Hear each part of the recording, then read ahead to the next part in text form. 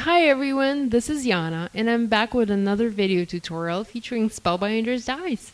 I can't seem to stop enjoying these products as it's just so easy to make beautiful and unique cards using them. This is a video tutorial for a card posted on the Spellbinders blog. If you prefer photo tutorials over video tutorials, I have step-by-step photos and written instructions posted there as well.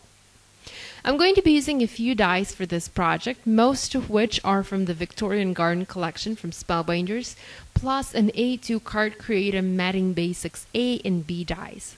Here I have a similar card done using just the Victorian Garden dies without the Matting Basic dies. You can see I've covered the entire front of my card using patterned paper, and I did not create any additional layers there. So for the card featured in this video, I'm going to use the following, and all of the supplies that I use are always posted under my video in the description. So I have Tapestry Treasures. I think this set is actually my favorite. I really like the little pots in there. I think it would be fun to pair those with some flowers too. Next I have a tag from the Fancy Framed Tags 4, which I actually ended up not using for this card, but I did use it for that other card there. I heat embossed the sentiment onto that element.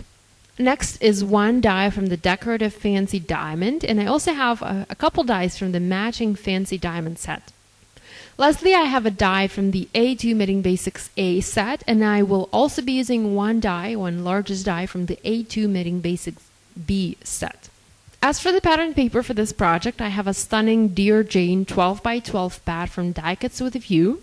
I love to use their papers along with papers from First Edition and Graphic 45 for my layered Spellbinders cards.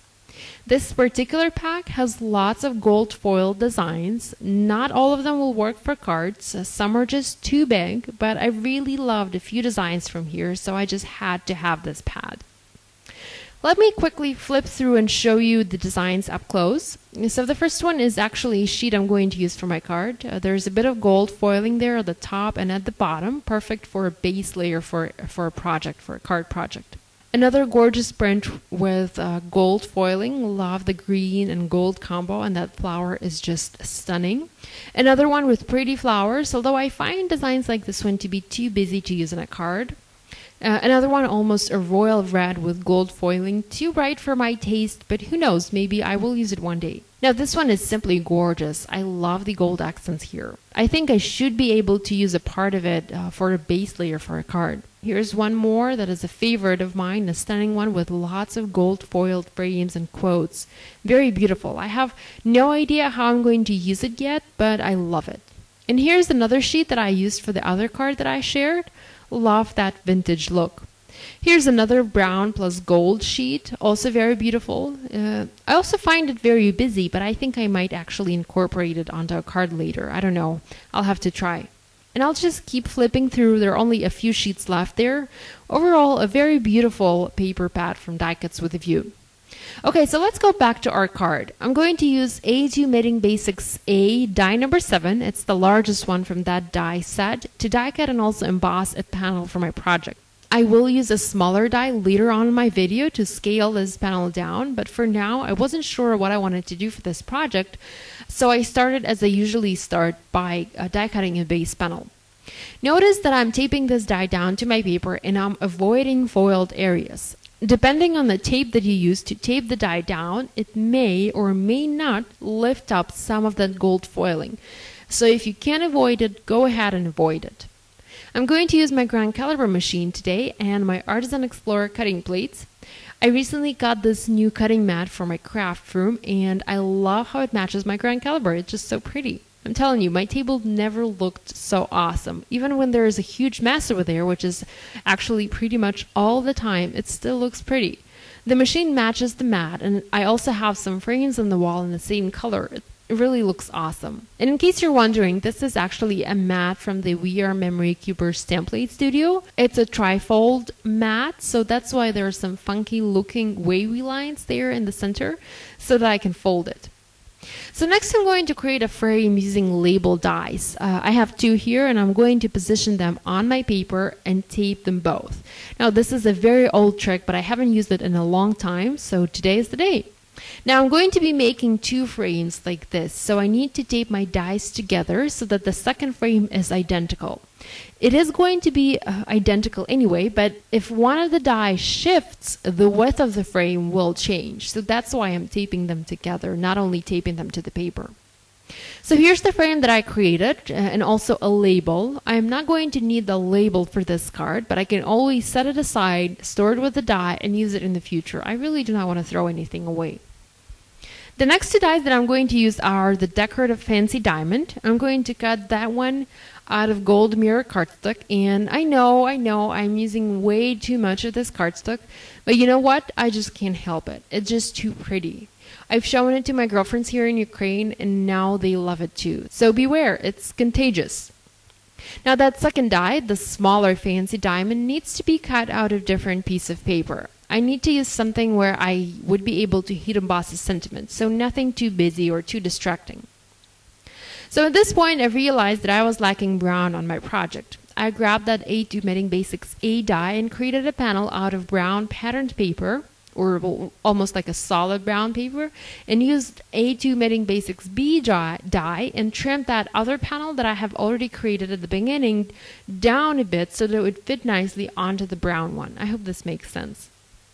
I also decided to add stitching to this project, so I adhered the 2 panels together using double-sided adhesive and took it to my sewing machine.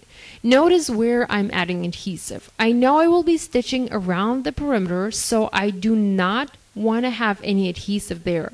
It can damage the needle in the sewing machine, so make sure to not add any adhesive to that area. So here is my stitched panel, all nice and ready. I like to lift up the edges of the top panel with my fingers to add some dimension. I don't want the 2 panels to look just flat, so this is why I'm lifting the edges of the top panel. I also cut and embossed a few pieces for my tapestry. Again, I didn't know which colors I wanted to use, so I created a few options for myself to choose from. I cut one out of gold cardstock and one out of brown, and then another one out of cream. I really like the gold one in the brown pot, so this is the option that I went with. Now, I didn't like the embossing on the brown pot. Since I was using patterned paper and not cardstock, and patterned paper is not as thick as cardstock, I wasn't getting the maximum embossing, so I cheated a bit. I adhered a piece of brown paper onto white cardstock and just cut and embossed that piece. I could have used just brown cardstock for that. I have no idea why I didn't think about it at the moment. I was just too preoccupied with my gold tapestry, I guess. Okay, so now I just need to put this card together. I'm going to adhere the light frame on top of the dark one using glue to create one new, totally different element. You can use foam adhesive to adhere those like I did on my first card, but I think it just adds too much dimension or like too much bulk there, so it's best to go with glue. While the glue on the frames is drying, I'm going to heat emboss the sentiment. I have this fun one from Altenew, and it reads, "One-of-a-kind card for one-of-a-kind person." So true.